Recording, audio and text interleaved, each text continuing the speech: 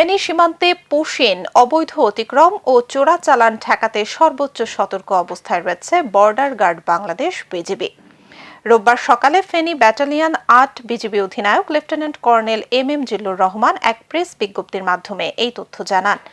BGB জানায়, সম্প্রতি ভারতের পশ্চিমবঙ্গের নির্বাচনকে কেন্দ্র করে সীমান্ত এলাকায় অবৈধ অনুপ্রবেশ ও পুশিনের আশঙ্কা বৃদ্ধি পাওয়ায় প্রায় ১০২ কিলোমিটার সীমান্ত জুড়ে সর্বোচ্চ সতর্কতা জারি করা হয়েছে।